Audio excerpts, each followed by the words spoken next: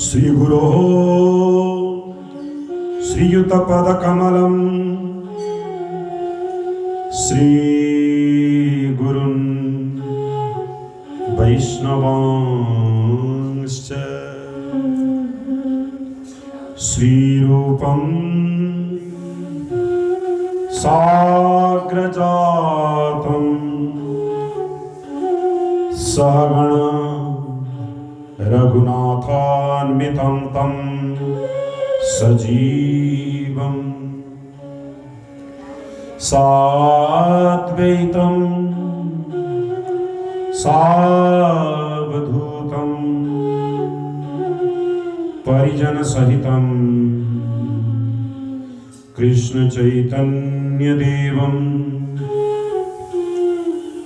श्री राधा कृष्ण पादान् सहगण ललिता श्री विशाखान्वितांश्च हरेर्नाम हरेर्नाम हरेर्नामैव केवलम् कलो नास्तेव नास्तेव नास्तेव गतिरन्यथा। हरे कृष्ण कृष्ण कृष्ण हरे हरे हरे राम राम राम हरे हरे।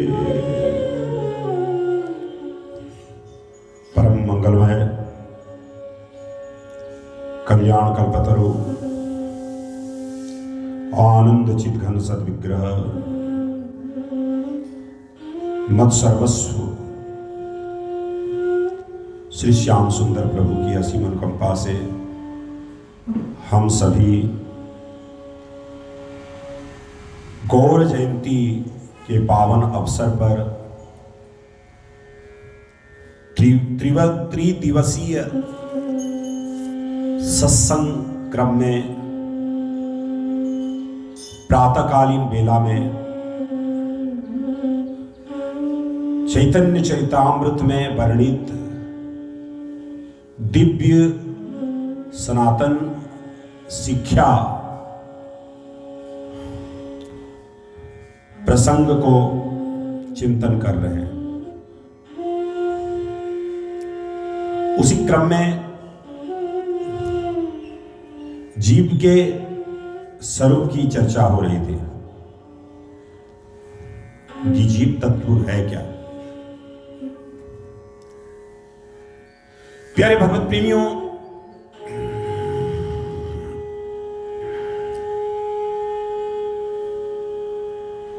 जीवात्मा भगवान की एक शक्ति है।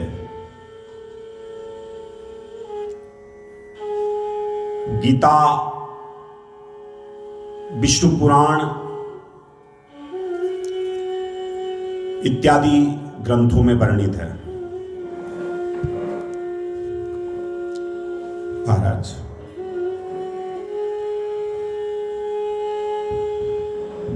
विष्णु पुराण में कहा गया, विष्णु शक्ति परा प्रोक्ता क्षित्रज्ञाख्या तथा परा अविद्या कर्म संज्ञान्या तृतीया शक्तिरिष्यते।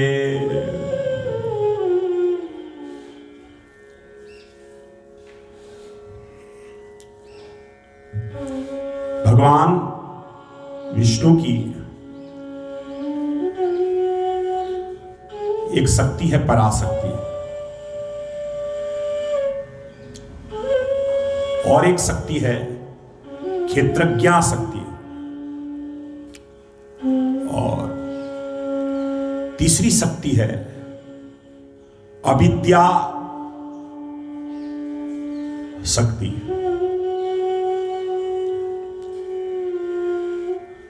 जिसको बहिरंगा माया शक्ति भी कहते हैं। पराशक्ति को अंतरंगा शक्ति कहते हैं और माया शक्ति को बहिरंगा शक्ति कहते हैं, और जीव शक्ति को क्षेत्रज्ञा शक्ति कहते हैं। और उसी का नाम तटस्था शक्ति भी है। एक है पराशक्ति, दूसरी है अपराशक्ति। परा का विपरीत है अपरा, विद्या का विपरीत है अविद्या।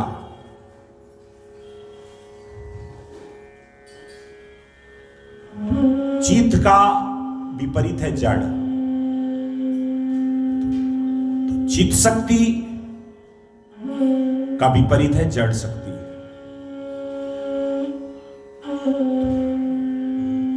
तो विष्णु पुराण में यह उल्लेख है कि भगवान की जो क्षेत्रज्ञा शक्ति है वही जीव शक्ति है। गीता जी में 7वें अध्याय के 5वें श्लोक में बताया गया, अपरमेय मितस्पन्याम प्रकृतिम विद्धि में पराम जीवभूताम महाबाहो जयेदम धार्जते जगत। कहा भगवान श्री कृष्ण ने अर्जुन से महाबाहो, महाबाहो कहकर अर्जुन को संबोधन किया और कहा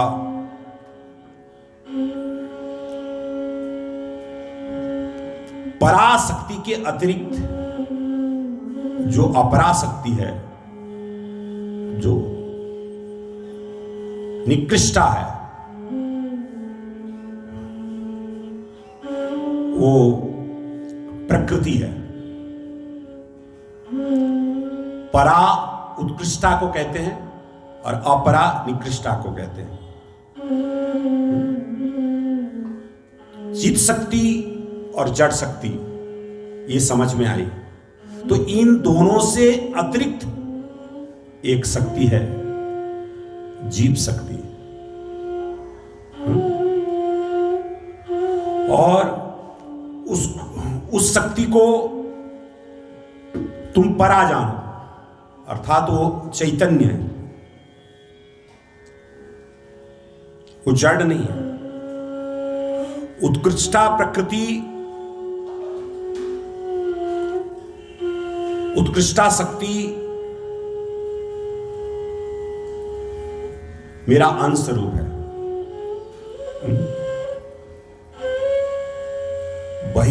बहिरंगा शक्ति के द्वारा मैं जगत को धारण करता हूं, भगवान कह रहे हैं।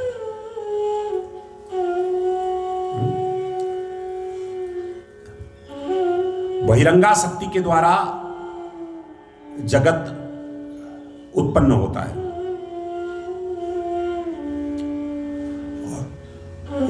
उत्कृष्टा प्रकृति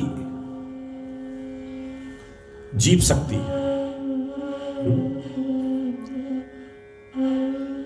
जीव शक्ति के द्वारा अनेकानेक जीव जो समुत्पन्न होते हैं, उनके कर्म फल के भोग के लिए जगत को निर्मित किया जाता है, जगत को बनाया जाता है। देखिए, ये सृष्टि भी भगवान की एक करुणा है, एक कृपा है। अगर सृष्टि नहीं होती, क्या हमें भजनोपयोगी शरीर की प्राप्ति होती? तो हम भगवान को प्राप्त कर सकें, इसीलिए भगवान ने सृष्टि बनाई। महाराज, अगर सृष्टि नहीं होती तो लोग कर्म के फलों को भोग नहीं पाते, कि कर्म फल के अनुसार शरीर की प्राप्ति होती है, देह की प्राप्ति होती है। हाँ? तो इसी बात को श्रीमन महाप्रभु ने कहा है, जीव तत्व शक्ति कृष्ण तत्व शक्तिमान, गीता विष्णु पुराण आदि इथे परमाण। गीता विष्णु पुराण इत्यादि शास्त्रों में ये लिखा गया है कि कृष्ण शक्तिमान है और जीव शक्ति है। तो जीवात्मा है क्या? श्री कृष्ण की जीव शक्ति। ये बात स्पष्ट हो गई। अब विष्णु पुराण में लिखा गया, विष्णु शक्ति ही पराप्रोक्ता। तो ये जो पराशक्ति की बात कही गई है उस स्वरूप शक्ति के लिए कही गई है। तो जैसे स्वरूप शक्ति भगवान की एक शक्ति है, माया शक्ति भगवान की एक शक्ति है जिसके द्वारा जगत की भगवान सृष्टि करते हैं, जीव शक्ति भी एक भगवान की शक्ति है। तीन भगवान की शक्तियां हैं, ये शास्त्र में स्पष्ट उल्लेख है। और तीनों शक्ति पृथक पृथक नामों से जानी जाती हैं। गीता जी में भी इसका उल्लेख है। और देखिए, जो पराशक्ति है, जो चित शक्ति है,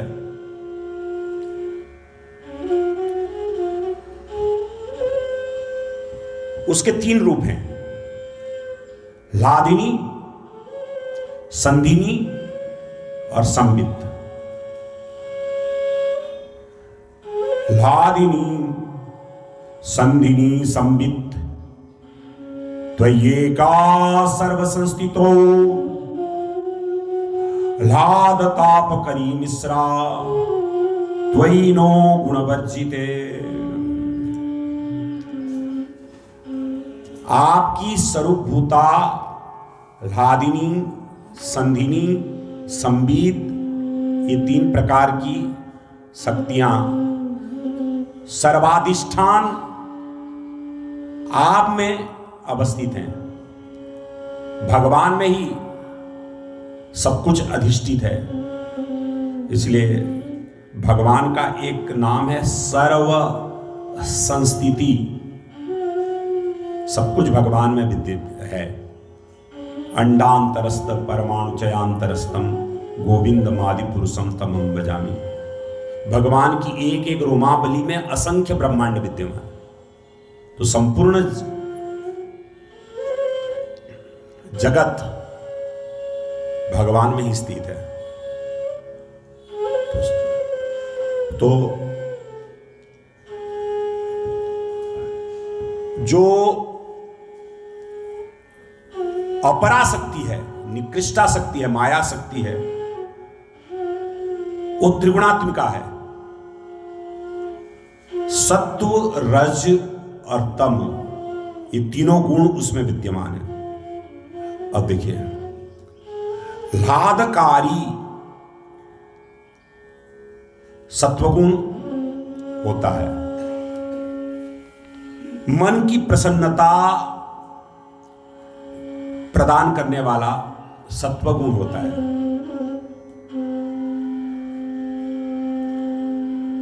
जितनी सात्विकता को तुम अपनाओगे, मन उतना प्रसन्न रहेगा। तो सत्वगुण के लिए कहा गया लादकारी, और तमोगुण के लिए कहा तापकारी। तमोगुण मन को कष्ट देने वाला होता है, मन को ताप देने वाला। तो जितने तमोगुणी वस्तुओं को व्यक्ति अपनाएगा उतना उसको कष्ट ही प्राप्त होगा। सत्वगुण से प्रसन्नता की प्राप्ति होगी और तमोगुण से ताप की प्राप्ति होगी और रजोगुण से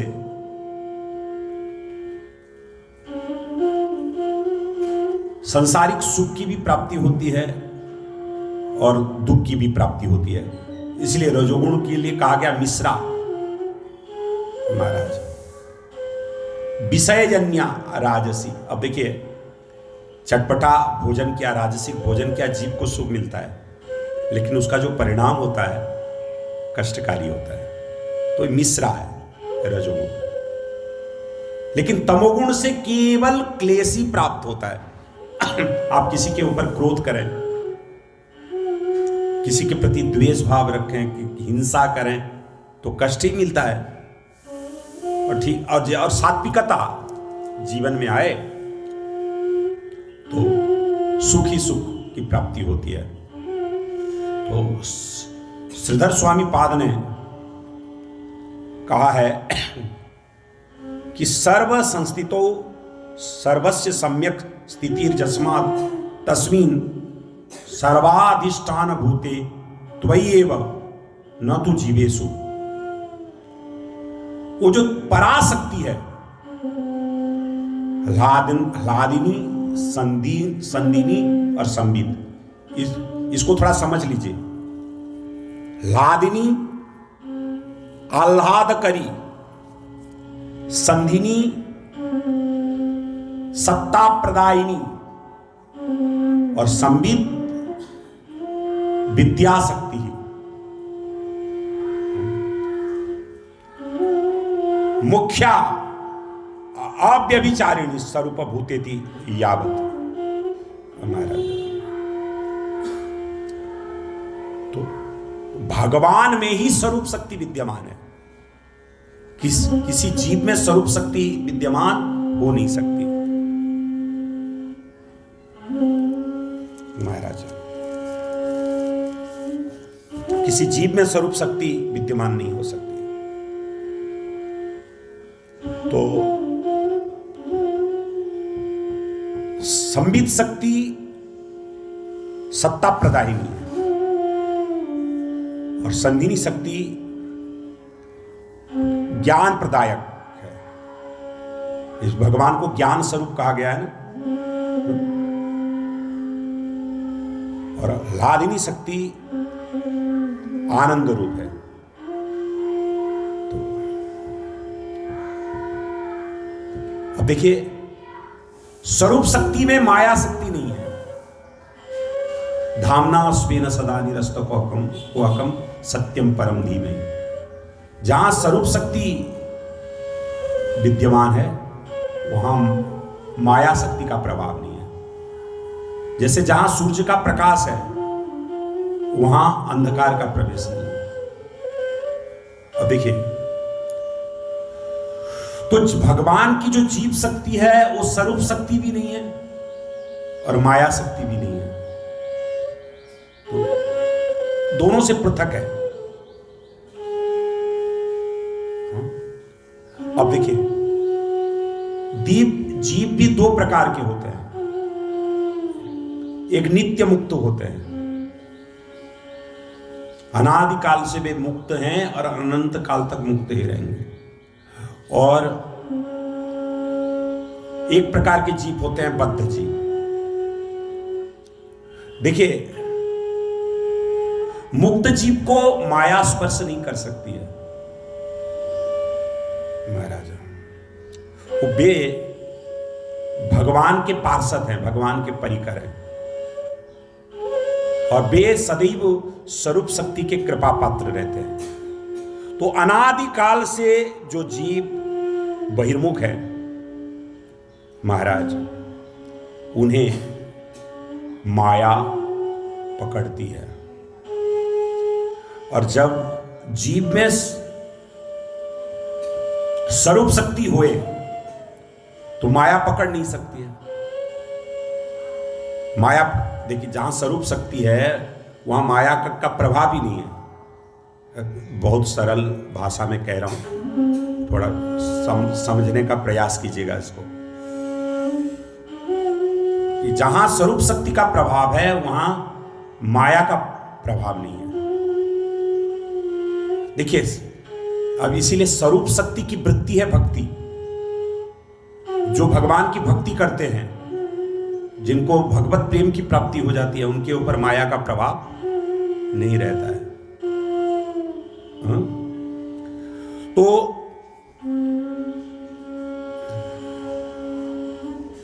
जो बहिर्मुखी जीव हैं, जिनमें स्वरूप शक्ति का प्रभाव नहीं है, स्वरूप शक्ति का प्रभाव तो व्यापक है, परंतु जिन्होंने स्वरूप शक्ति के प्रभाव को अनुभव नहीं किया है, ये कहें भगवत बहिर्मुखता के कारण स्वरूप शक्ति के प्रभाव को अनुभव नहीं किया है, उनके ऊपर माया का प्रभाव पड़ता है।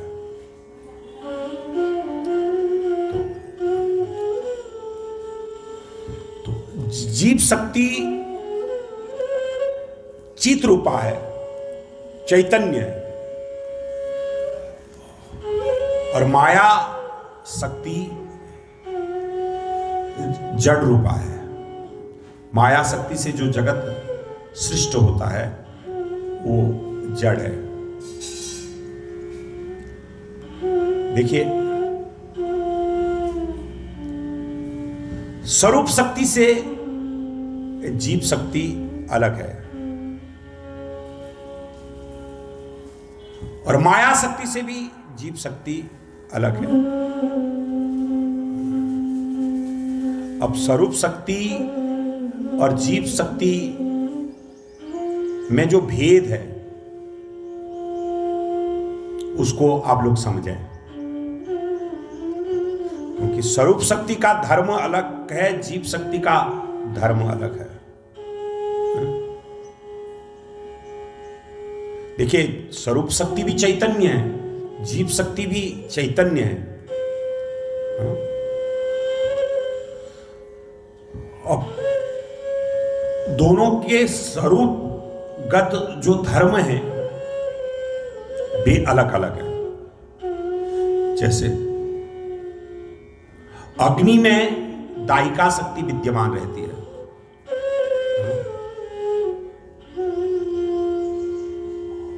ठीक उसी प्रकार अविच्छिद्य भाव से ब्रह्म में स्वरूप शक्ति विद्यमान रहती है। जिस प्रकार स्वरूप शक्ति ब्रह्म में अविच्छिद्य भाव से विद्यमान रहती है, ठीक उसी प्रकार जीव शक्ति अवस्थित नहीं रहती है। अब स्वरूप शक्ति ब्रह्म की स्वरूप होता है, परंतु जीव शक्ति ब्रह्म की स्वरूप होता नहीं है। ब्रह्म की स्वरूपता नहीं है तभी तो जीव माया में फंसता है ना। अगर जीव शक्ति ब्रह्म की स्वरूपता होती तो जीव माया में कैसे फंसता? फंस ही नहीं सकता। जहां परम ब्रह्म का स्वरूप विद्यमान है वहां माया का प्रवेश है ही नहीं।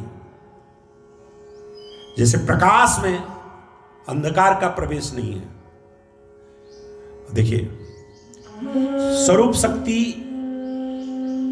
बहिरंगा माया शक्ति को अपसारित कर देती है, माया शक्ति को दूर कर देती है,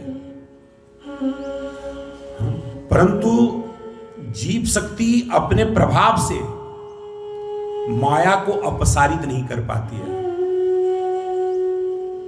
इस चीज को समझो।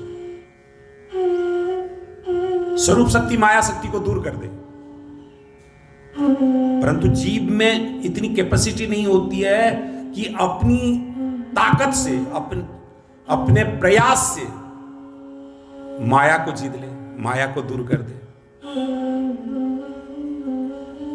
तो इसीलिए स्वरूप शक्ति की कृपा की आवश्यकता पड़ती है, भगवान की कृपा की आवश्यकता पड़ती है। गीता जी में एक श्लोक है ना, दैवी हेषा गुणमयी मम माया दुरत्यया मामे वजे प्रपद्यन्ते माया में ताम तरन्ति ते। जो त्रिगुणात्मिका माया है, गुणमयी माया है, उसको पार पाना, उसको जीतना अत्यंत कठिन है। कौन माया को पार पा सकता है, कौन माया को जीत सकता है? तो कहा जो मेरे शरणागत हैं, भगवान कहते हैं। तो जीव में इतनी कैपेसिटी नहीं है कि वो माया को जीत ले। जब भगवान का शरणागत होता है, भगवान कृपा करते हैं, तभी माया को जीत पाता है। तो स्वरूप शक्ति के ऊपर माया का किसी भी प्रकार का प्रभाव नहीं है, परंतु जीव शक्ति माया के द्वारा अभिभूत हो जाती है, अभिभूत हो जाती है। और एक चीज जान लीजिए आप, जहां स्वरूप शक्ति है वहां भगवान की बहिर्मुखता हो नहीं सकती है। इसलिए भगवान के जो नित्य परिकर हैं, नित्य पार्षद हैं, स्वरूप शक्ति स्वरूप हैं, वे निरंतर भगवान के चिंतन में ही तल्लीन रहते हैं, भगवान की सेवा में तल्लीन रहते हैं। परंतु जीव शक्ति में भगवत बहिर्मुखता भी आती है, भगवान को भूल जाता है, भगवान से दूर हो जाता है। इसी से जीव संसार चक्र में घूमता रहता है। देखिए स्वरूप शक्ति की कृपा से संसारिक जीव की मुक्ति होती है और वो भगवान का पार्षद भी बन जाता है, उसमें भगवत पार्षदत्व आ जाता है। तो स्वरूप शक्ति का प्रभाव जीव शक्ति से अत्यधिक है, जीव शक्ति से अत्यधिक है। तो जीव शक्ति है कौन, इसको जानो। तो महाराज अभी बार बार जो है इसलिए चर्चा कर रहे हैं, इस चीज को अच्छी तरह से अगर आत्मसात कर लें तो हम अपने स्वरूप को जान पाएंगे, समझ पाएंगे। तो स्वरूप शक्ति और माया शक्ति, ये दो शक्ति के बारे में आप लोग समझ गए होंगे। इतनी देर से चर्चा हो रही है कि महाराज जीव शक्ति स्वरूप शक्ति के अंतर्भुक्त भी नहीं है और माया शक्ति के अंतर्भुक्त भी नहीं है, ये बात भी समझ में आ गई। जीव चैतन्य है, इसलिए माया शक्ति के अंतर्भुक्त वो हो ही नहीं सकता, क्योंकि माया जड़ है। समझ में आया? और माया के बस में हो जाता है तो स्वरूप शक्ति के भीतर भी है नहीं, क्योंकि जहां स्वरूप शक्ति का प्रभाव है वहीं माया का प्रभाव हो नहीं सकता है। तो देखिए जीव को इसीलिए कहते हैं तटस्थता शक्ति। तट किसको कहते हैं? तीर को, तीर को कहते हैं। जैसे समुद्र का तट, समुद्र का तीर, जमुना जी का तट, जमुना जी का तीर।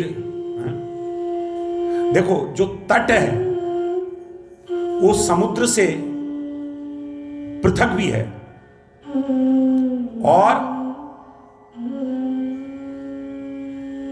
समुद्र में भी है। तट जो है, तट एक दूसरा स्थल है, दूसरा स्थान है।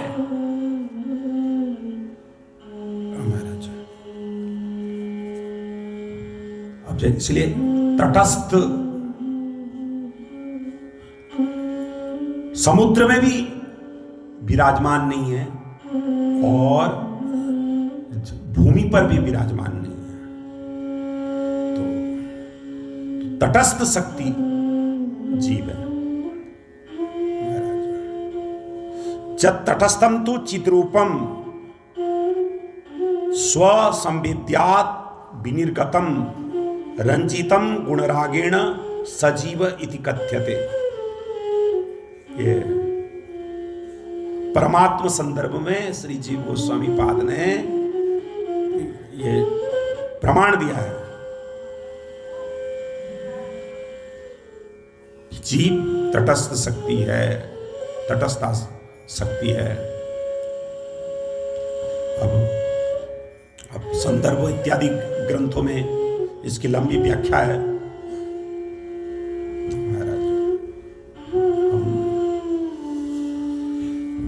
वहां जाएंगे तो प्रसंग जटिल हो जाएगा, बड़ा होगा। तो यहां जीव की जो स्थिति है उसको समझें महाराज। जीव भगवान से बहिर्मुख हो गया, ये सबसे बड़ी समस्या। भगवान से बहिर्मुख होने के कारण अनादिकाल से वो 84 लाख योनियों में भ्रमण कर रहा है महाराज।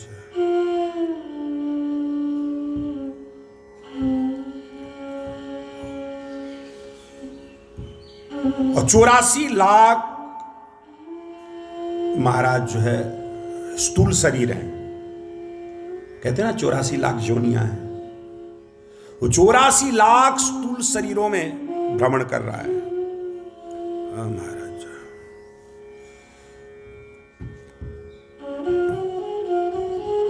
क्यों? कि भगवान से विमुख होने के कारण। नरोत्तम दास ठाकुर ने प्रेम भक्ति चंद्रिका नामक एक ग्रंथ लिखा, तो उसमें वे कहते हैं, दारुण संसार गति विषयते लुब्धमति तुया विस्मरण से लभूके। हरि हरि तुया विस्मरण से लभूके। जर जर तनुमान अचेतन अनुख्यान जियन्ते मरण भेल दुखे। जियन्ते मरण भेल दुखे। भगवान से विमुख हो गया, इसीलिए विषय की ओर बुद्धि लालायित होती है। ये अब कहते हैं ना, देखिए ठाकुर जी की ओर आकर्षित होना चाहिए, जीव ठाकुर जी की ओर आकर्षित नहीं होता है और जो है विषय की ओर आकर्षित हो जाता है, संसार की ओर आकर्षित हो जाता है। जितना आकर्षण संसार के प्रति है उतना आकर्षण ठाकुर जी के प्रति नहीं। लेकिन क्यों? क्योंकि अनादिकाल से ठाकुर जी से विमुख हो गया है, इसलिए माया के वशीभूत हो गया। तो उसका चित्त महाराज जो है नाशवान पदार्थ की ओर आकर्षित होता है, और जिधर आकर्षण होता है उसका चिंतन होता है, कहता है ना। तो आकर्षण जब संसार की ओर होता है तो भगवान का विस्मरण और बढ़ता है। भगवान अच्छे नहीं लगते हैं, जो जिधर आकर्षण होता है वही अच्छा लगता है, या फिर जो अच्छा लगता है उधर आकर्षण होता है। और चाहे हम कितना भी बोलें, अगर हम संसार की ओर आकर्षित हो रहे हैं तो अभी भगवान को हम चाह नहीं रहे। जब भगवान को चाहेंगे भगवान की ओर आकर्षण होगा निश्चित। तो अनेकानेक वस्तुओं को चिंतन करने लगता है। जीव की क्या स्थिति है? गीता जी में भगवान श्री कृष्ण ने कहा ना, जो भगवान से बहिर्मुख है, मायाबद्ध जीव हैं, उनकी स्थिति क्या है? अनेक चित्त विभ्रांता मोह जाल समावृता प्रसक्ता काम भोगेषु पतंती नरकेषु जो। व्यक्ति अनेक अनेक वस्तु चिंतन करने में चित्त विभ्रांत हो गया है।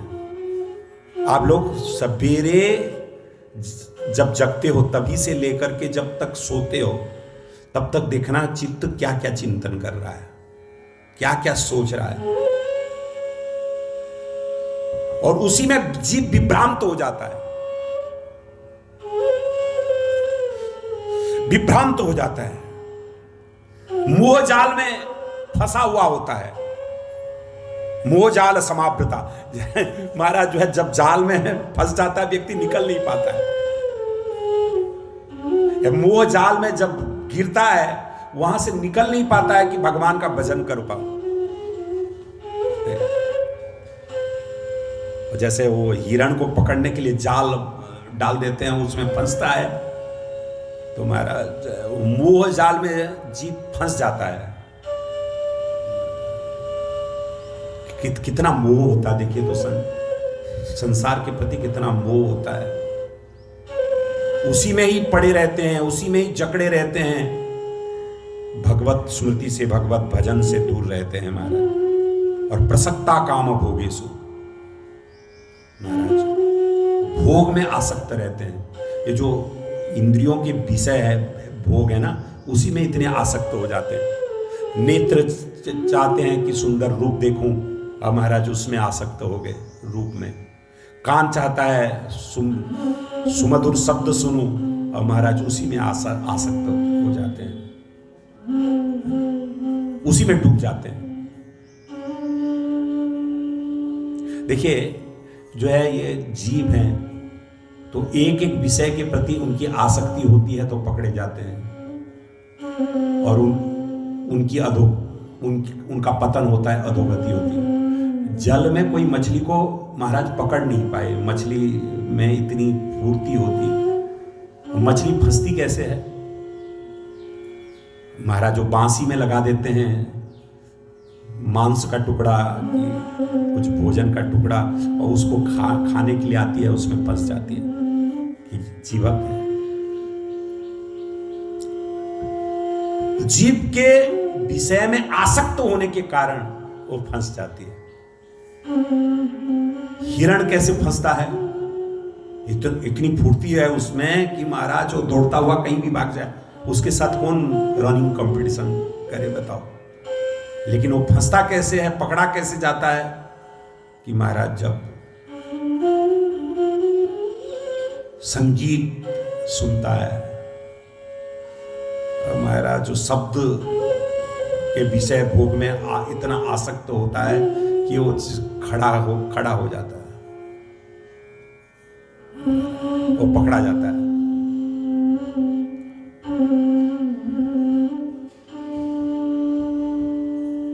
पतंगा महाराज जब आग की ओर देखता है तो उसको बड़ा सुख मिलता है और उधर भागता है, महाराज नेत्र का सुख लेता है उससे, और वहीं जल करके मर जाता है। तो रूपासक्ति इस प्रकार जो है रूप की ओर आकर्षित होता है व्यक्ति, और वहीं उसी चिंतन में डूब जाता है। महाराज जो है कानों से शब्द सुनता है, अपनी प्रशंसा सुनता है तो बड़ा सुख मिलता है, उसी में फंस जाता है। दूसरों की निंदा सुनता है, सुख मिलता है, उसी में फंस जाता है। शब्द की ओर आकर्षण हो गया ना, तो उसी का चिंतन होता है। जब देखो ना, जब अपनी प्रशंसा जब होती है कितना अच्छा लगता है, लोग सुनना चाहते हैं उसको।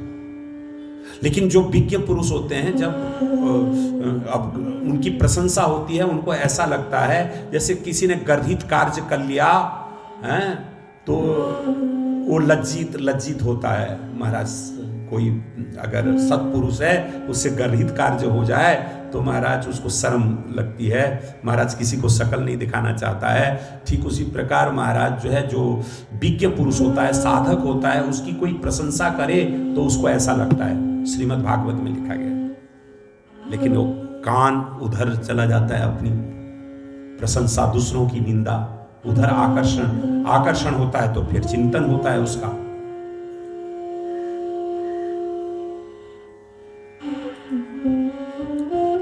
महाराज भौरा कमल की सुगंधी में फंस जाता है। मालूम है भौरे में इतनी ताकत होती है कि महाराज शीशम की लकड़ी में भी छेद कर दे। शीशम की लकड़ी बड़ी मजबूत होती है, तो जब भौरा में इतनी ताकत कि उस लकड़ी में छेद कर दे। लेकिन कमल की खुशबू में वो इतना आसक्त होता है कि महाराज जब सूर्योदय होता है उसमें बैठता है, खुशबू लेता रहता है और महाराज उसको छोड़ करके जाता नहीं। और जब सूर्यास्त होता है और महाराज कमल उन्मिलित हो जाता है तो वहीं भीतर ही पड़ा रहता है और उसकी मृत्यु हो जाती है। और देखिए उसमें इतनी ताकत है कि वो कमल की पंखुड़ियों में भी छेद नहीं करता है, क्योंकि वो गंधा शक्ति में फंस जाता है। हाथी कैसे पकड़ा जाता है पता है आप लोगों को? हाथी को कोई पकड़ नहीं पाए, जो है इतनी ताकत हाथी में होती है। हाथी को पकड़ने के लिए एक लकड़ी की हथनी बना दी जाती है महाराज। और बिल्कुल महाराज हथनी की तरह वो लगे और हाथी दूर से देखता है और स्पर्श करने के लिए भागता है, छूने के लिए भागता है। और उसमें एक गड्ढा कर दिया जाता है तो उस गड्ढे में हाथी गिर जाता है। स्पर्श की आसक्ति की प्रबलता में उसका पतन हो जाता है। देखिए वहां तो एक एक आसक्ति उनमें प्रखर रहती है। हाथी में स्पर्शासक्ति अधिक रहती है। वो हथनी के पास हमेशा रहना चाहता है, हथनी को छूना चाहता है। भौरे में गंधाशक्ति होती है, मछली में रसन इंद्रिय की आसक्ति होती है, हिरण में श्रवणेन्द्रिय की आसक्ति होती है, पतंगे में रूपासक्ति होती है। और ये अपने जान दे देते हैं, प्राण दे देते हैं इसी आसक्ति के कारण। पर मनुष्य में तो पांचों इंद्रियों की आसक्ति की प्रबलता है महाराज, जो है और उसमें फंसा हुआ है। तो फंसा हुआ है तो प्रसक्ता काम भोगेषु महाराज, जो है जो आसक्त रहेंगे काम भोग में, इन इंद्रियों को भोग देने के लिए सतत प्रयत्न करते रहेंगे, प्रयास करते रहेंगे, महाराज उनकी सदगति कैसे हो सकती है? अरे शरीर को जितना आवश्यक है उतना दे दो। शरीर को भोजन की आवश्यकता है, दे दिया। जितना सुनना चाहिए सुन लिया, जितना देखना चाहिए देख लिया। महाराज कल भी चर्चा हुई थी कि देखो तो ठाकुर जी को देखो। महाराज कल सत्संग में चर्चा हुई थी ना, कहीं भी दृष्टि जाए वहां भगवत भाव रखो। संसार को क्या देखना, उसमें क्या आसक्त होना महाराज, वो तो परिवर्तनशील है। अब ये शरीर को क्या देखना बताइए? अगर ये लेमिनेट नहीं हुआ होता, ये ऊपर की चमड़ी इसमें नहीं होती और ऐसे पड़ा रहता तो महाराज जो है काक नोच नोच करके खा जाते, गीत खा जाते।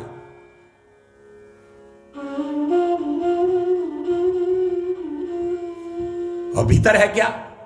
दुनिया भर की गंदगी।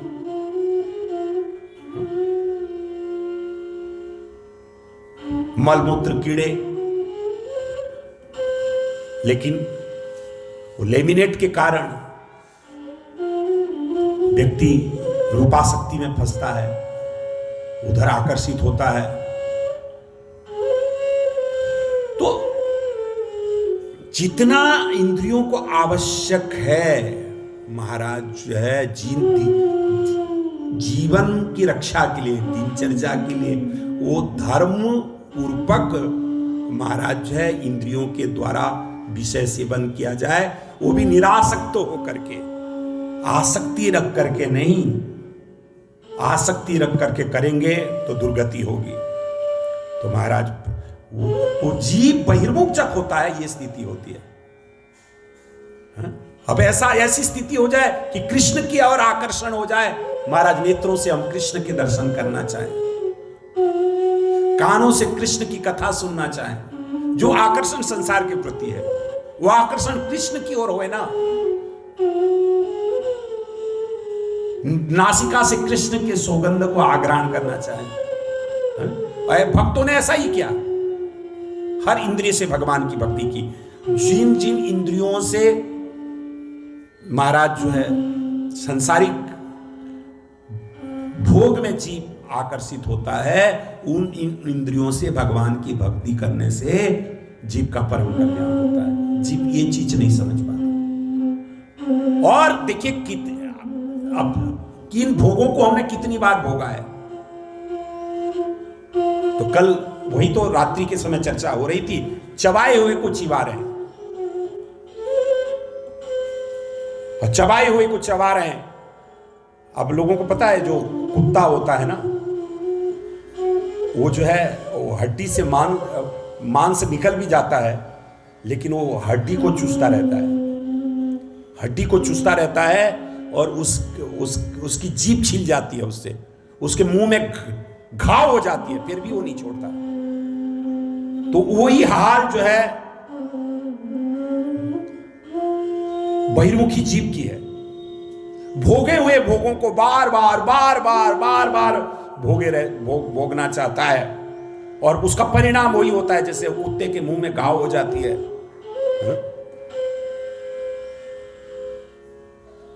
खून टपकने लगता है, और महाराज उसी के कारण जो है उसको कष्ट मिलता रहता है, पर छोड़ता नहीं, उधर भागता रहता है।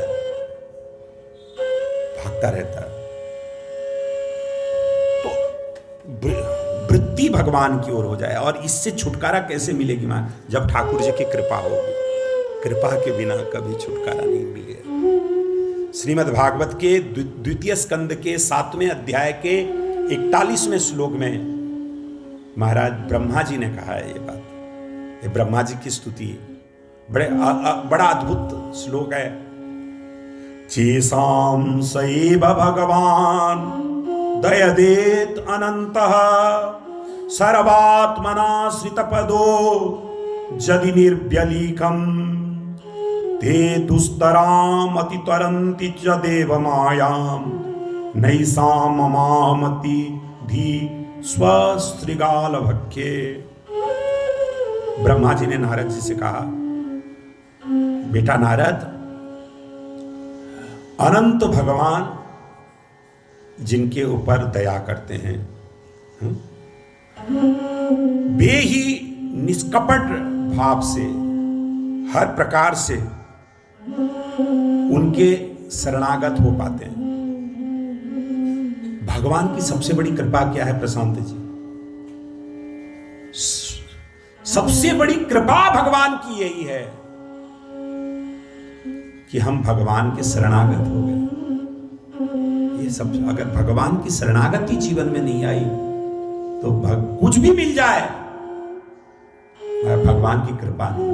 ये तो हम अपने कर्मों के फल भोग रहे हैं। जो अच्छे कर्म किए थे तो जो है सांसारिक सुख प्राप्त हुए, और बुरे कर्म किए थे इसलिए दुख प्राप्त हो रहे। ये संपदा हो जानी, ऐश्वर्य पर, ये भगवान की कृपा नहीं है, भगवान की दया नहीं, ये अपने कर्म का फल है। हाँ, व्यक्ति माने, अभिमान ना होए, इसलिए कोई अगर उपलब्धि होती है व्यक्ति ऐसा मान ले तो अभिमान नहीं होता है। भगवान की कृपा से ये सब हो गया है? कि मेरे कर्तृत्व थे, लेकिन ये वास्तव में भगवान की कृपा नहीं है। भगवान की सबसे बड़ी कृपा क्या है, भगवान की सबसे बड़ी दया क्या है कि हम भगवान के शरणागत हो गए। और शरणागति की अनेकों बार व्याख्या हुई है, शरणागति क्या है। और जब भगवान की कृपा हो जाती है, जीव शरणागत होता है, और जब शरणागत होता है, जिस माया को पार पाना कठिन है वो उस माया को पार पा जाता है, उस माया के ऊपर विजय प्राप्त कर लेता है। और तब महाराज इस देह के प्रति मैं और मेरी बुद्धि नहीं होती है। माया में फंसे हुए हैं तो ये मैं मेरे के चक्कर में पड़ते हैं। रामचरितमानस में भी है, ये माया है क्या? मैं मेरा यही तो माया है, उसी में पड़ा रहता है जी। मैं मेरे के चक्कर में जो पड़ा रहता है अशांत रहता है। अरे क्या ये शरीर के प्रति मैं बुद्धि क्या करें बताओ, इसकी क्या गति है? जब इससे प्राण निकल जाएंगे जला देंगे।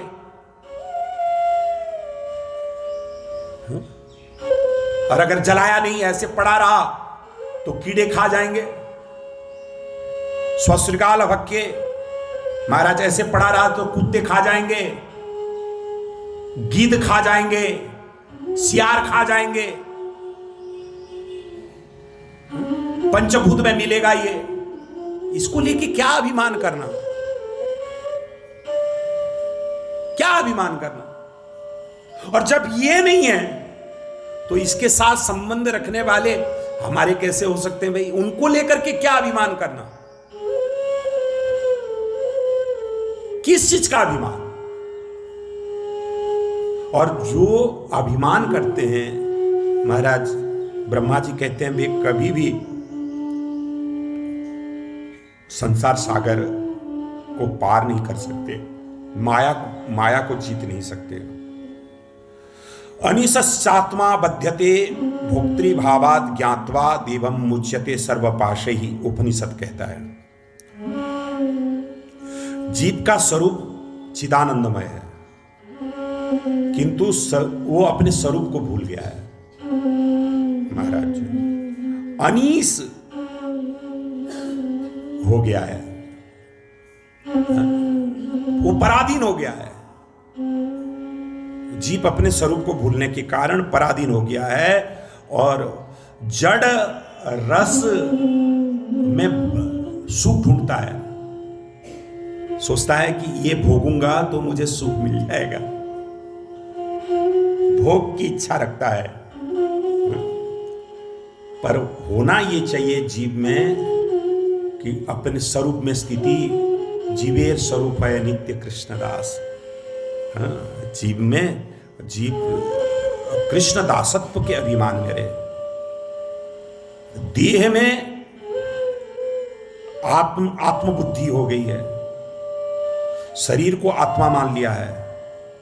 शरीर में आत्मबुद्धि रखने के कारण ज्ञान आच्छादित हो गया है। इसी को ही महाराज गोस्वामी बाबा ने रामचरितमानस में कहा, ईश्वर अंश जीवाविनाशी चेतना माल सहज सुख राशि सो माया बस भयउ गोसाई।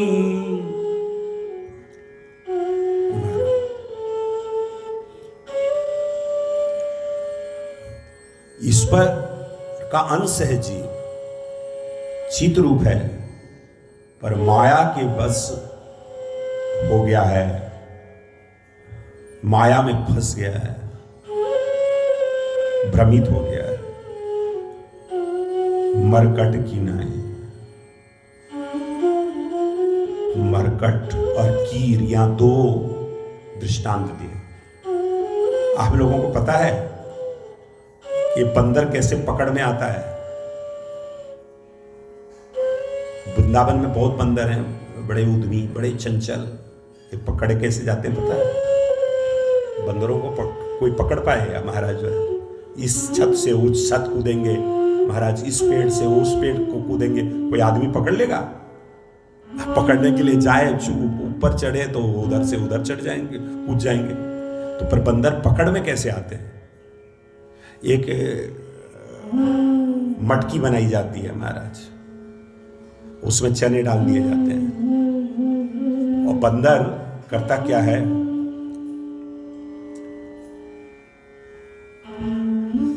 उन चनों को खाने के लिए मटकी के भीतर हाथ डालता है और एक मुट्ठी चना पकड़ लेता है। महाराज ऐसे पकड़ा, अब महाराज जो हाथ को बाहर निकालना चाहता है तो हाथ बाहर नहीं निकलता है। उस बेवकूफ को उतना पता नहीं कि अगर चनों को छोड़ दे तो हाथ जो है बाहर निकल जाएगा। अब महाराज वहीं फंस जाता है। तो उसकी बेवकूफी के लिए तो हंस रहे हो। तो बद्ध जीव की बेवकूफी यही है, जिसको नहीं पकड़ना चाहिए उसको पकड़ लेता है। जिनको नहीं पकड़ना चाहिए हमने मन से उनको पकड़ रखा है, जिनको नहीं पकड़ना चाहिए बुद्धि से हमने उसको पकड़ रखा है। हाँ? भाई हम शरीर नहीं है, नहीं है, नहीं है, नहीं है, बार बार शास्त्र में ये कहा गया है, लेकिन उसको पकड़ करके अभिमान कर बैठते हैं। मैं उसी में डूबे रहते हैं। देखिए सारी समस्याओं का जड़ है वही तो है। ये मैं मेरे के चक्कर को छोड़ दें तो कोई जीवन में विवाद नहीं महाराज।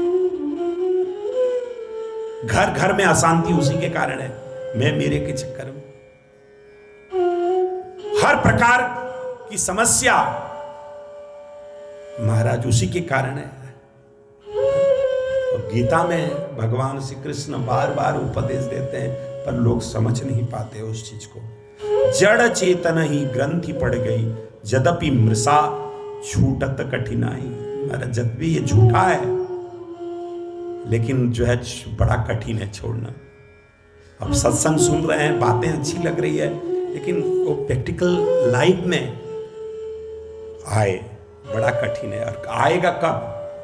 जब साधन करेंगे, भजन करेंगे, तभी वो संभव।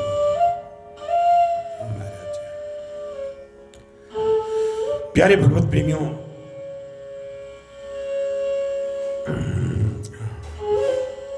और प्रेम भक्ति चंद्रिका की टीका में एक महापुरुष ने लिखा, जिसका किसी भी प्रकार का अभिमान है,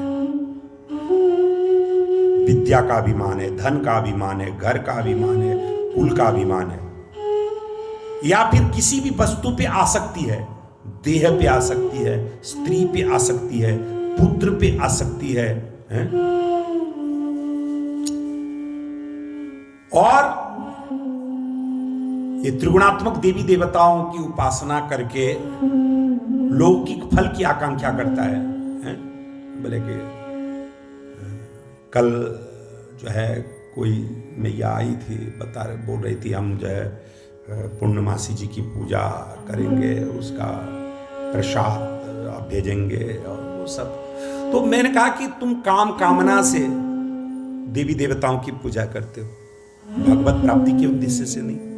मेरा ये काम बन जाएगा, चलो, मतलब लोभ दिखा रहे हो, या फिर कोई काम हो गया तो जो है देवी की पूजा हो रही है। तो महाराज जो ऐसे व्यक्तियों को कभी भी कृष्ण प्राप्ति नहीं हो सकती। वो एक दृष्टि से देखा जाए तो प्रेम भक्ति चंद्रिका के टीकाकार कहते हैं जीवित मुर्दे के समान है, कि जीवन का जो, अरे जीवित व्यक्ति तो उसको माना जाए कि जीवन का जिसको फल प्राप्त हो रहा है। अब जो शरीर को लेकर के अभिमान करता है और नाशमान पदार्थों के प्रति आसक्त है, उसको जीवन का क्या फल मिल रहा है बताइए। हम कितने भी आसक्त हो जाएं संसार के किसी व्यक्ति के प्रति कि किसी वस्तु के प्रति, वो साथ रहने वाला है क्या? नहीं है। हमारी आसक्ति से वो रहेगा हमारे साथ, कभी नहीं रहेगा। ये भ्रम ही तो है। जितना हम संसार को चाहते हैं उसका 10% भी कृष्ण को चाहने लगे ना, कृष्ण मिल जाए, लेकिन चाहते नहीं, उसी में फंस जाते हैं। तो महाराज जो अनादिकाल से जीव भगवान से विमुख हो गया है, इसीलिए माया उसको कष्ट देती है। अनादि सिद्ध परतत्व ज्ञान संसार का भावेन फल अनादि बहिर्मुखता। अनादि परतत्व ज्ञान संसर्ग के अभाव के कारण अनादि बहिर्मुखता विद्यमान है। ये भक्ति संदर्भ में श्री जीव गोस्वामी पाद ने कहा है।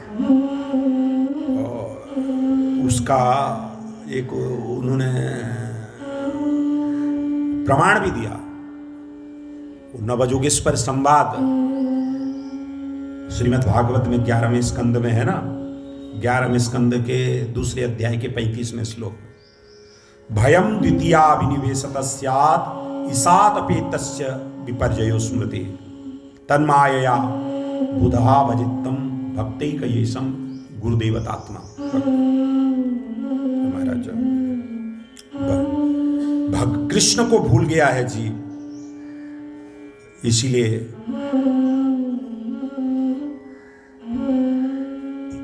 कृष्ण की माया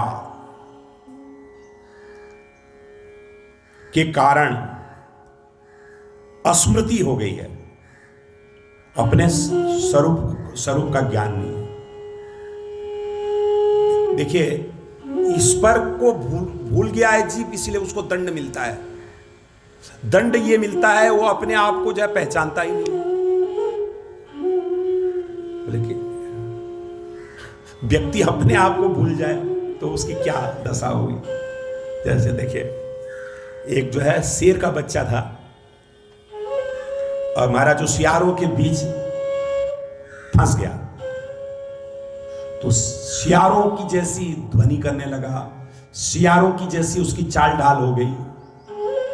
अब महाराज जब एक बार शेर आए तो सियार भागने लगे, तो वो भी उनके साथ भागने लगा।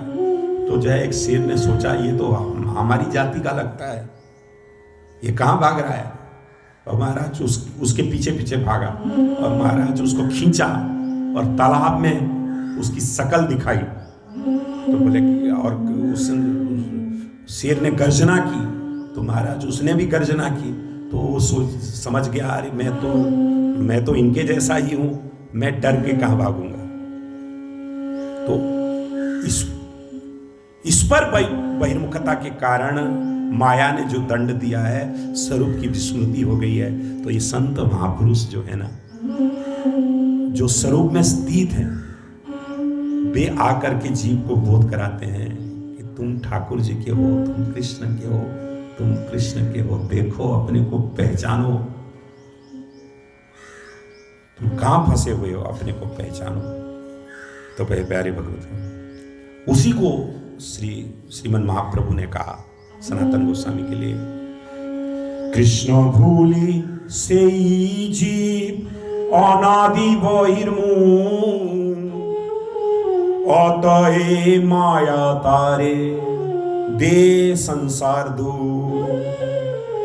कभू स्वर्गे उठाए, कभू नरके डुबाए, दंड्य जने राजा जेन नदीते छुबाए।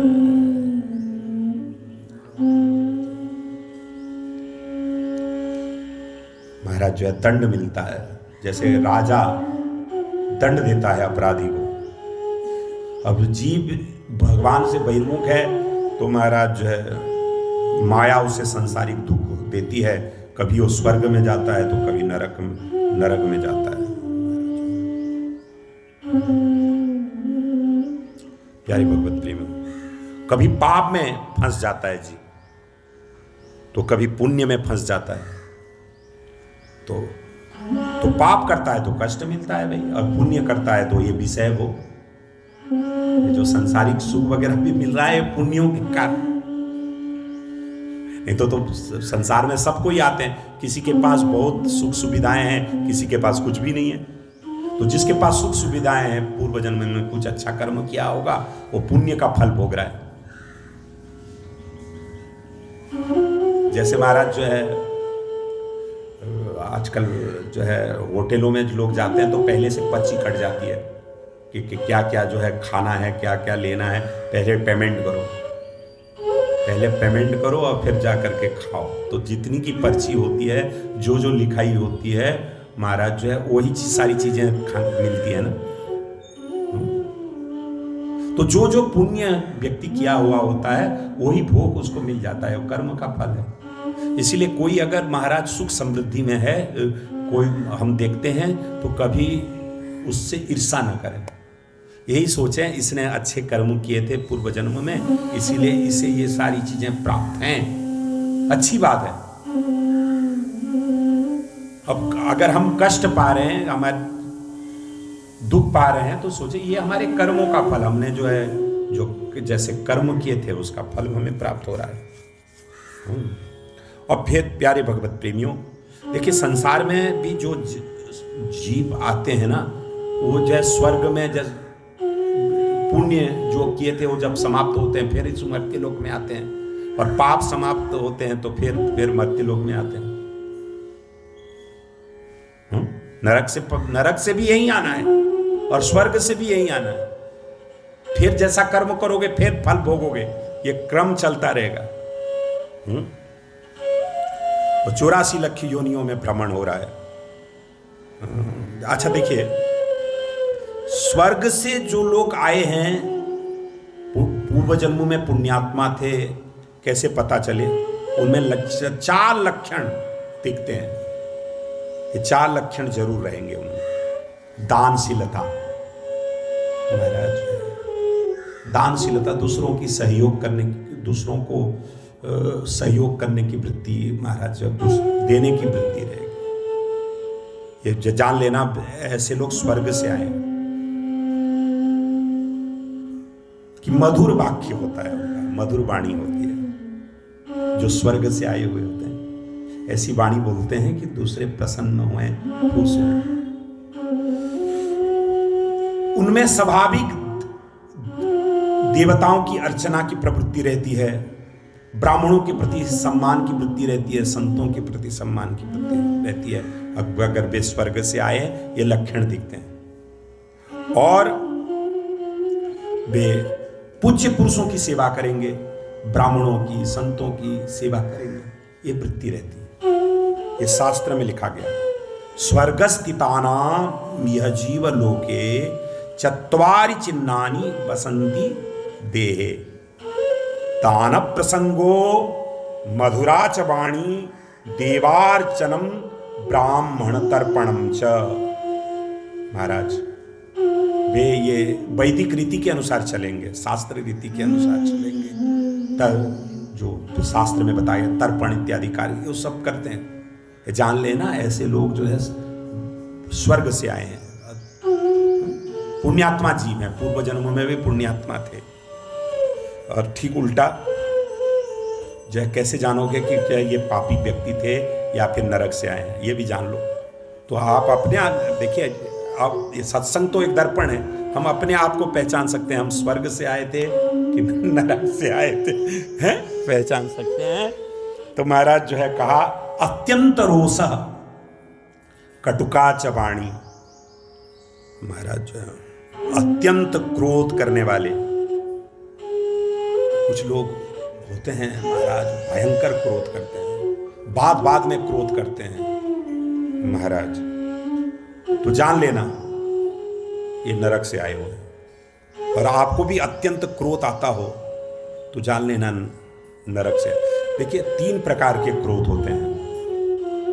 एक तो क्रोध होता है कपूर जैसा, महाराज जैसे कपूर जो ओरिजिनल कपूर होता है ना, बाहर ऐसे रख दो तो उड़ जाता है। आजकल ओरिजिनल कपूर भी तो नहीं मिलता है, सब डुप्लीकेट। उसको अगर कवर से बाहर करो और ऐसे रख दो तो उड़ जाएगा तुरंत, उस दिखेगा ही नहीं वो ओरिजिनल। तो जो उत्तम कोटि के लोग होते हैं महाराज जो है, उनका क्रोध कपूर के समान होता है।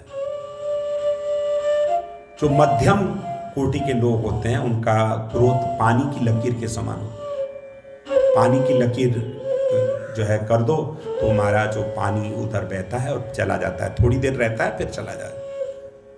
लेकिन जो अधम कोटि के लोग होते हैं ना, उनका क्रोध लोहे की लकीर के समान होता है। उनमें क्षमा की वृत्ति ही नहीं होती है। हमारा हम शकल ही नहीं देखेंगे उसकी, क्षमा वृत्ति रहती ही नहीं हमारे। ऐसे लोग जान लेना ये नरक से आए हैं, पूर्व जन्म के पापी हैं। आप लोगों में से तो कोई ऐसा है नहीं, क्योंकि आप लोगों के ऊपर, सबके ऊपर भगवान की बड़ी कृपा है महाराज। जो है क्षमा वृत्ति है।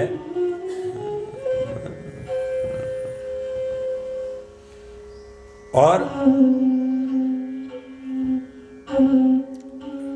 जो नारकी जीव होते हैं, गुरुजनों के प्रति श्रद्धा नहीं रखते हैं, पिता माता के प्रति श्रद्धा नहीं रखेंगे, पिता माता की आज्ञा का पालन नहीं करेंगे, गुरु के प्रति श्रद्धा नहीं रखेंगे।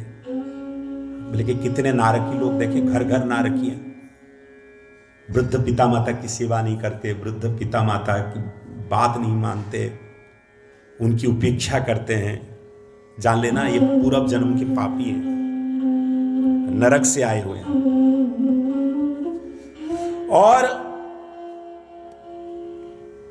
नीच जनई प्रसंग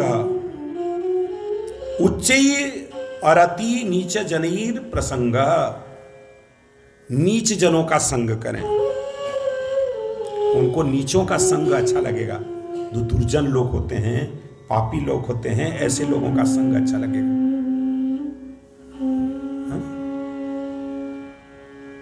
हमारी पहुंच कहां कहां तक है? अरे कहां कहां तक पहुंच है? कैसे लोगों का संग कर रहे हो तुम? देखिए, स्वामी रामतीर्थ कहा करते थे, किसी व्यक्ति को अगर आप जानना चाहते हो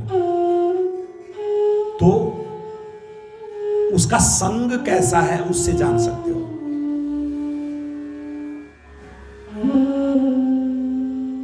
अगर वो अच्छे लोगों के साथ रहता है तो जान लेना वो निश्चित अच्छा होगा, उसको अच्छे लोगों का संग अच्छा लग रहा है। और पापी हैं लोगों के साथ, शराबी, कबाबी, बेविचारी लोगों के साथ रहे तो निश्चित वो ऐसा ही होगा, पापी ही होगा। पूर्व जन्म के पापी ऐसे लोगों के साथ रहते हैं महाराज।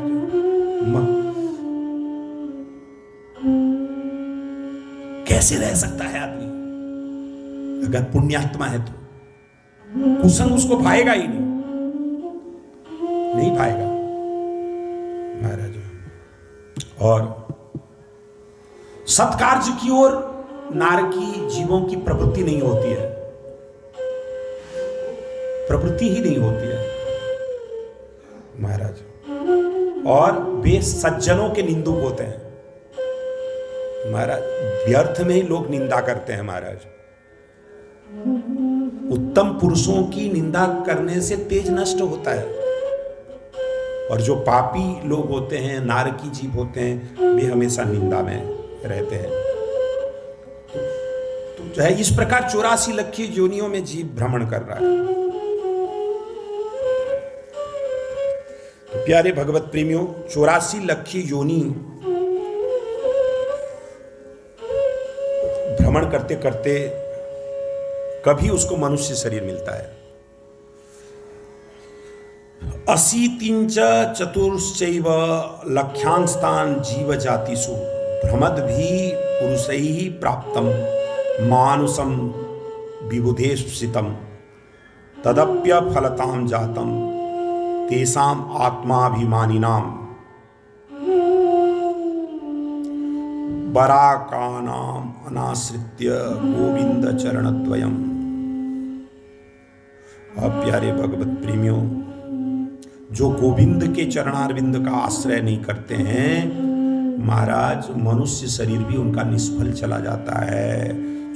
अब देखिए ये कितनी बड़ी रिसर्च है हमारे ऋषि मुनियों की, शास्त्र की, कि उनको पता है कि 84 लख योनियां होती हैं। आजकल किसी वैज्ञानिक के बाप ने ये रिसर्च किया क्या? बताओ, बता देंगे 84 लख योनियां हैं? नहीं, लेकिन हमारे ऋषि मुनियों की रिसर्च है, शास्त्र की रिसर्च है महाराज।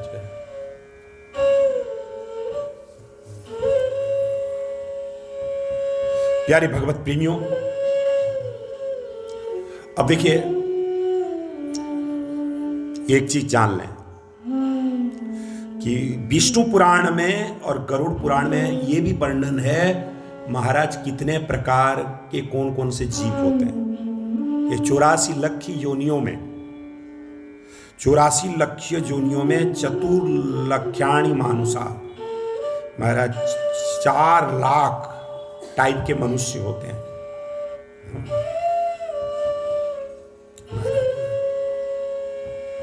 मृदेह माध्यम सुलभम सुदुर्लभम महाराज कहा कि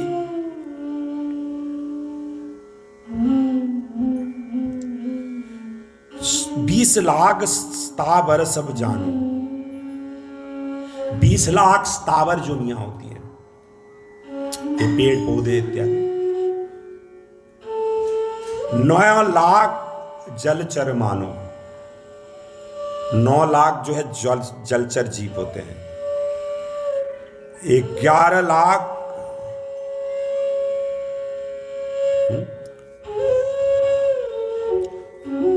नहीं 10 लाख पंछियां होती हैं। पक्षी गण 10 लाख बता। 3 लाख पशु जो नहीं होती है और 4 लाख बानर होते हैं महाराज, बानर टाइप के महाराज 4 लाख। ये 84 लाख योनि हमारा। स्थावरा 20 लक्षाणी जलदा नवलक्षकाः कृमिजा रुद्र संख्यानी 10 लक्षाणी पक्षिणा पशुस्त्रिंशति लक्षाणी चतुर्लक्षाणी बानरा। ये पुराणों में कुछ अलग ढंग से लिखा गया है। रुद्र कितने होते हैं? आदित्य 12 हुए, रुद्र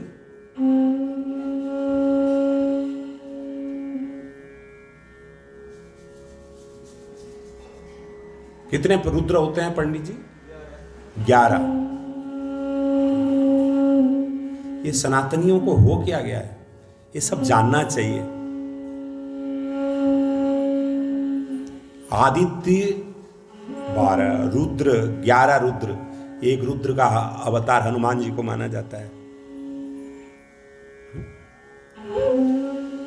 तो प्यारे भगवत प्रेमियों, ये पुराणों में लिखा गया है 20 लाख स्थावर जोनियां होती हैं। 9 लाख जलचर जीव होते हैं। 11 लाख कीड़े होते हैं। इतना रिसर्च ऋषि मुनियों का बता दिया। 11 लाख। अब इतने तो हम लोगों को पता नहीं चल पाएगा। वैज्ञानिक लोग है ना, जिंदगी भर रिसर्च करें तो इसको पकड़ नहीं, कहां से ढूंढेंगे बताओ। 11 लाख कुर्मी कीड़े, 11 लाख प्रकार के कीड़े होते हैं और 10 लाख प्रकार की पंछियां होती हैं पूरे विश्व में महाराज। अब कहीं विदेश भ्रमण भी नहीं किया होगा, फिर भी ऋषि मुनियों ने लिख दिया, उनको पता था महाराज। पशु 63 लक्षाणी, यहां लिखा गया 30 लाख पशु होते हैं और चतुर्लक्षाणी बानरा, 4 लाख बानर प्रकार के जीव होते हैं महाराज।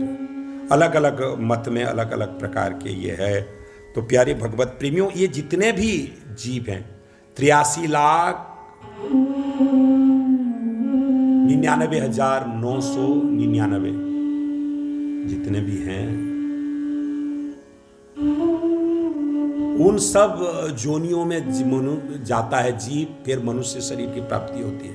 तो मनुष्य शरीर की कितनी महत्ता है, लेकिन व्यक्ति भजन नहीं करता और व्यर्थ में उसको गंवा देता है। समय हो गया है, आरती होने वाली है, तो चलिए एक श्लोक और को चिंतन कर लें, और जो कि प्रसिद्ध श्लोक है कि मानव जीवन का फल है कृष्ण भजन करें।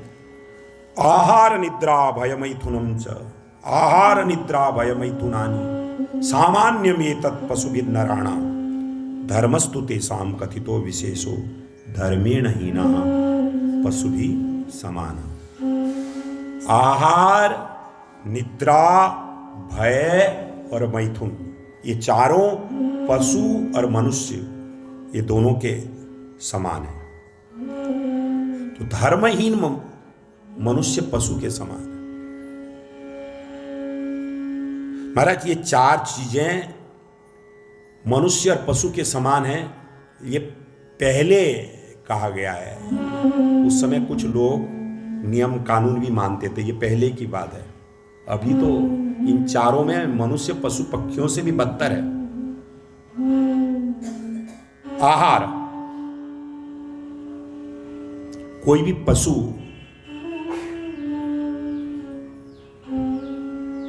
कृत्रिम चीज नहीं खाता है, प्राकृतिक वस्तु जो प्राप्त होती है वही खाता है। इसीलिए महाराज जो है पशुओं में बीमारियां कम होती हैं।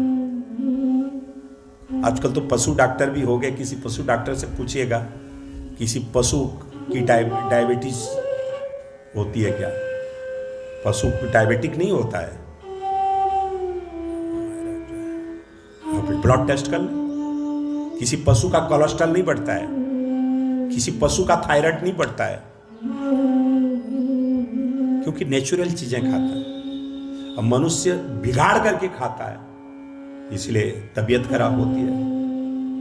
महाराज जो है इतने खाए जाओ खाए जाओ खाए जाओ, बीमारियां होती रहे।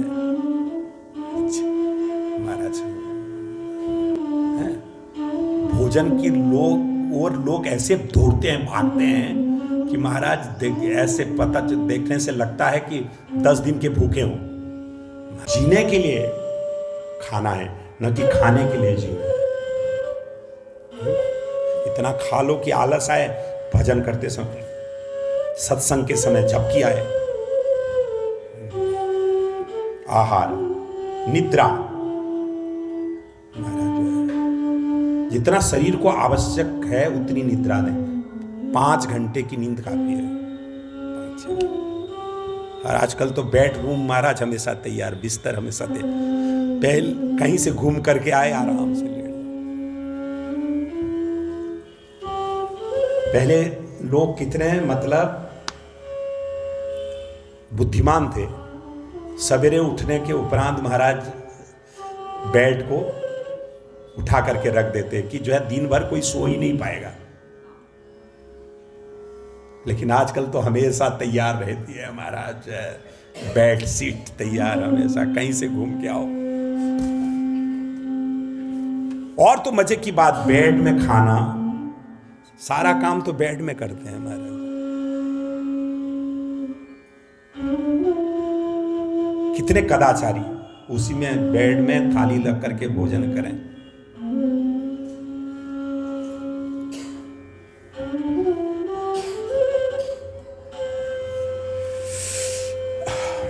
आहार में गया बीता, निद्रा में गया बीता। कोई भी पशु महाराज जो है सूर्योदय के समय नहीं सोता है, देख लेना। प्रकृति जग जाती है और मनुष्य जब महाराज सो करके उठता है तो बोलते कि जल्दी सवेरा हो गया, मतलब और थोड़ी देर रात रहती तो सोता।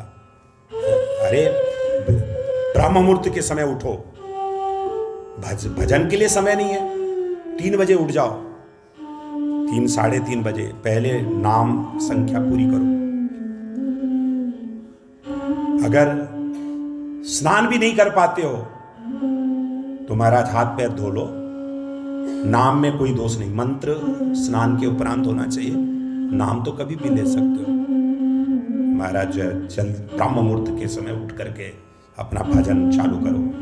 हरे कृष्ण कृष्ण कृष्ण हरे हरे, हरे राम हरे राम। और जो कि प्रातः काल का जो भजन होता है ना, वो दिन भर तुमको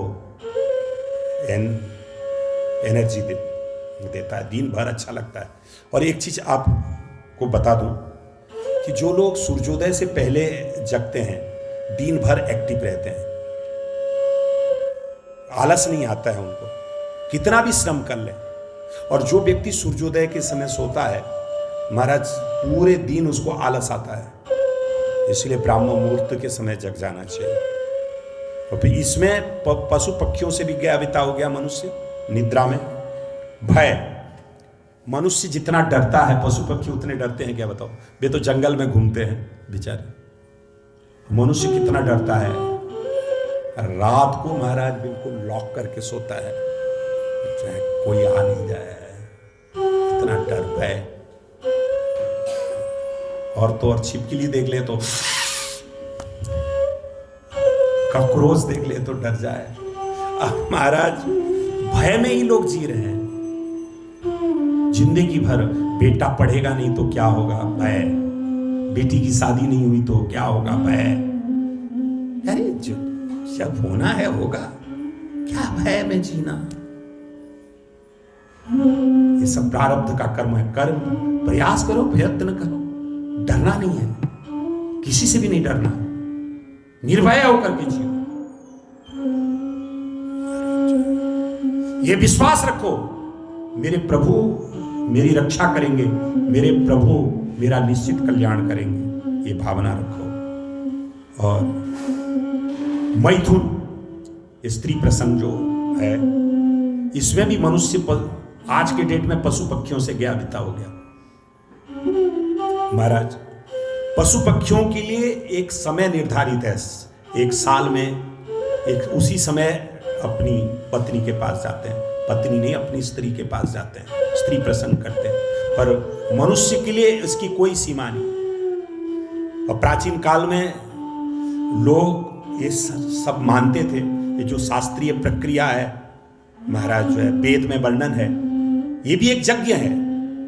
गृहस्थ जीवन अगर सुचारू रूप से उसका निर्वाह किया जाए, वो शास्त्र में वर्णन है महाराज, लेकिन कोई नियम नहीं, दिन रात कुछ भी नियम नहीं, उसी चिंतन में डूबे रहें। अब महाराज जो है मोबाइल में गंदी गंदी तस्वीरें देखें, महाराज जो है मानसिकता की स्तर गिर गई लोगों की, तो पशु पक्षियों से भी गए बीते हो गए। और निरंतर जो व्यक्ति काम चिंतन में रहेगा महाराज, उसका चित्त शुद्ध कैसे हो सकता है, निर्मल कैसे हो सकता है, वो भगवान का स्मरण कैसे कर सकता है।